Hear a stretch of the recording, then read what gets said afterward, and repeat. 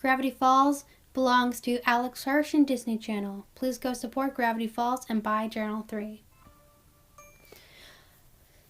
Hi guys, we're back. I know right now we're kind of doing every other week there's a video. That's just because I'm pretty busy at the moment. But I'm trying to stay on some sort of schedule.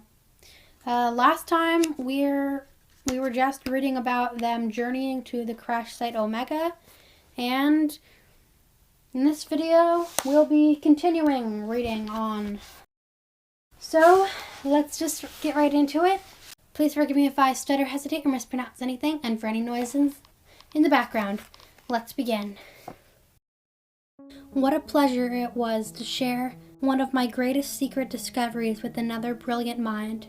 As we journeyed through wreckage, I could see F filled with the very same awe I left when I first came upon the site.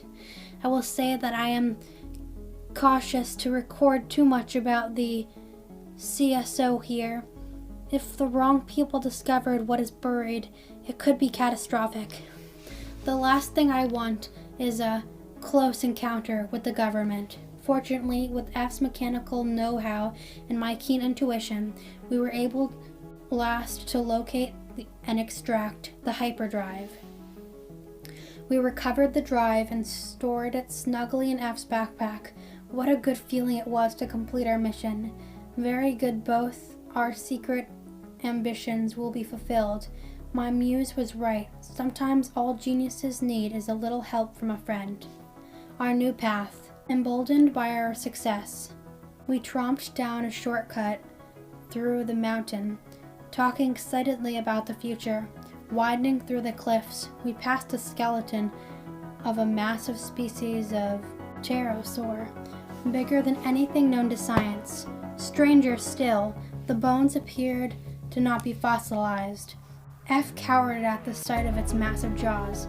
I'm continuously surprised by his childlike fear in the face of some of the anomalies of this town. We were about to continue down the mountain when I saw one of the most rare beasts in Gravity Falls. And just my luck, it was fast asleep in our path. F begged for me not to disturb it, but I know from experience that they are incredibly heavy sleepers. In theory, even a novice could capture and cage one without it ever awakening from its hibernation. I couldn't miss the chance to creep up and do a detailed sketch of the gremlin. Fungi details, half gremlin, half goblin, proof that some creatures should not interbreed. See Leprechaun and Weremaid Journal 1. It's hard to look at it, and even harder to say its name 3 times fast. The creature is even uglier up close than I have ever expected. As I was sketching, my assistant became increasingly agitated. He cowered behind a tree and pleaded for me to move along, just as I was telling him not to worry. The hyperdrive, which I had thought was inactive, emitted an ear-piercing alarm from F's backpack. Perhaps the attitude-based change in air pressure had kick-started it. The gremlin awoke with a start, grabbing my assistant with his enormous claws, and stared intensely into F's eyes. Claws emit neurotoxins. Wing structure, phase 2. I was impressed to get such an amazing view of the elusive creature, but now was not the time for sketching. Hoping to startle the beast, I hurled my canteen at him, splashing him with water. A word of advice to future readers: when fighting a gremlin, use water. Only as a last resort, as water will make it much, much scarier. He mutated before my eyes, and with a mighty heave of his wings, took flight down the mountain with my assistant in his grasp.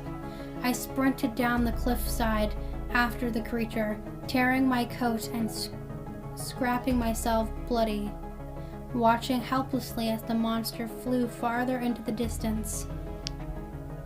It was clear that I was going to lose F forever if I didn't think fast, so I whipped out my magnet gun, pointed it at the hyperdrive still cradled in F's arms, and, with a magnetic rush, was pulled 50 feet up through the air onto the gremlin's back. One hard blow to the back of the head with my gun, and he was out cold. He careened down through the air, taking me and F with him, a necessary gamble. We crashed through a barn roof and were fortunate enough to land in a soft, cushioned hayloft.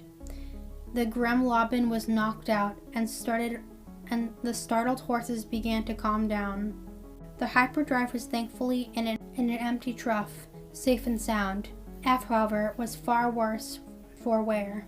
He seemed utterly panicked by what he had experienced and was in such a babbling state of terror he didn't even seem to notice that his arm was broken and pierced in several places with the Gremlobin's venomous quills. I immediately took him home for treatment. Great news, the hyperdrive works. Clearly, the civilized beings who created this technology were far better engineers than they were pilots. Although I can't help but wonder who is truly the more advanced species, the one who works 1,000 years to invent technology, or the one who simply waits for the other to crash and then collects it for free. Unfortunately, the hyperdrive requires highly radioactive materials to stay powered, but I was able to raid a government waste dump nearby with ample materials. Frankly, it's worrisome that these barrels would be buried so close to town. I'm doing a public service by removing them. Despite her fortune, I have become worried about my assistant. I was able to treat his physical wounds, but I fear there are mental wounds not as easily remedied. For the past several nights, he has been unable to sleep, apparently still haunted by the Gremlobin's gaze. More alarming is his Cubix cube. It has sat scrambled, unfinished, on his desk for days. I myself have survived many monster attacks without trauma, but perhaps F is more sensitive than I realized. I spent the afternoon teaching F some of my meditation techniques and a heart rate slowing exercise. I learned to help control fear. F seemed skeptical, but I reminded him that we are scientists and that by using our creativity, we can solve any problem we face, even our fears. My assistant took my advice in the worst possible way. Today, he ran up to me beaming and saying he had spent all night working on a solution to his anxiety. He produced this unsettling device. Apparently, it can target and destroy bad memories, including his frightening encounters with the Gremlobin.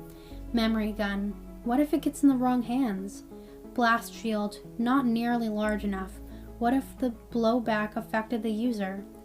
Bulb. Blasts a wave of radiation strong enough to disassemble the neurological pathways that contain memory. Is it permanent? Memory canister holds a spool of electric tape that is supposed to copy and store the memory for later use. Output jack. To use on a wider scale, the potential applications are alarming. Specifier. Allows the user to type out and target specific memories. I shudder to think what a typo would produce. I didn't hesitate to let F know that, despite his good intentions, this device was far too dangerous to keep. The temptation for misuse was catastrophic. For all I know, he's already used the ray on me before. He was crestfallen by my advice, but after some discussion he came to see the wisdom in it. He said that he didn't want to risk forgetting his wife and son. I ordered him to destroy the gun, and he did. At least I think he did. I can't quite remember. The Carnival. In order to get F's mind off his recent trauma, I decided it was time to take a break from our project. Fortunately, I read in the newspaper that Mama Misfortune's traveling carnival and freak show was in town for the day. Although I love nickel-grubbing circuses and sideshows, I was swindled enough as a kid on the boardwalk. I've learned that every so often there's something real mixed in with the fakes that is worth studying. This means new discoveries for me and a day of relaxation for my poor, beleaguered assistant. Sure enough, he was ecstatic at the prospect of watching pig races and eating kettle corn, and very soon we were on our way. He's already begun playing with his Cubix cube again. This will do him some good. fake. My excitement turned out to be short-lived. The first beast I encountered at the fair was literally a chicken duct taped to a silverback gorilla. A plague called it the Gorican. There was no explanation given for the wizard hat it wore, merely a sign reading cash only. Shockingly, the townsfolk seemed delighted, and I could barely get past the throng to the front of the line. This town has the most gullible people on earth. Someone with no ethics could make money hand over fist in Gravity Falls. The Cravat. The palm reader. F was clearly having the time of his life. He had just bet on a pig race and won first prize by using advanced probability calculations.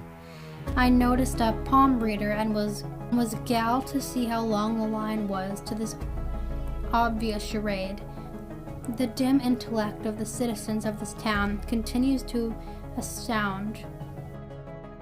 I pondered how gratifying it would be to publicly expose such a charlatan and realized that I had a rare opportunity. Surely this palm reader had never seen a six-fingered hand like mine.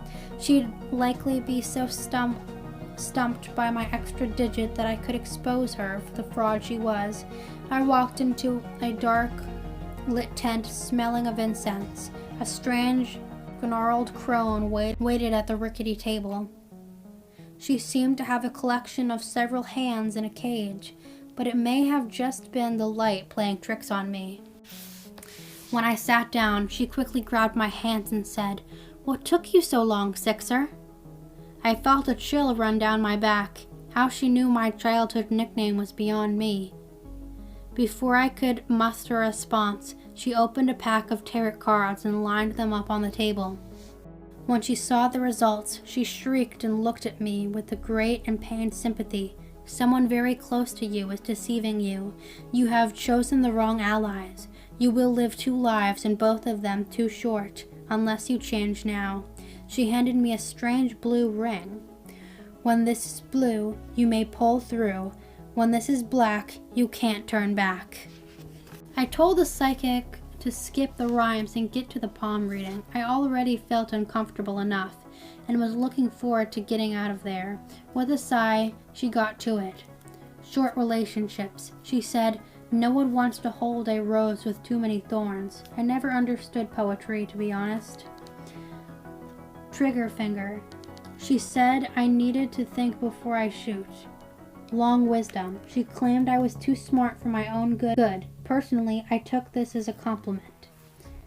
A crossroads. Apparently, I will have to make a choice very soon, and if I choose the wrong one, I will never be myself again. Perfectly sane life advice from a lady who lives in a traveling wagon full of severed hands. A broken lifeline. She said that my lifeline seemed to end abruptly and start again somewhere later. Clearly, this is an exact science. She also said that my extra finger did indeed make me special, and that if I wasn't doing anything later, maybe we could get some drinks. She was flirting with me. That clinched it. I grabbed my things and got the heck out of there. Clearly, breathing incense for 50 years had damaged her brain. As I hurried from the tent, I found my assistant cheerfully fixing some gears on a broken Ferris wheel and chatting with an old young Carny, the Carny. Although this seedy character was little more than a teenager, his bald head was covered with strange tattoos, bearing a striking resemblance to the defunct scientific field of phrenology. The young man, name tag Ivan Wexler, was in the middle of telling a fretful anecdote. Apparently, the other Carnies made fun of him for his head tattoos.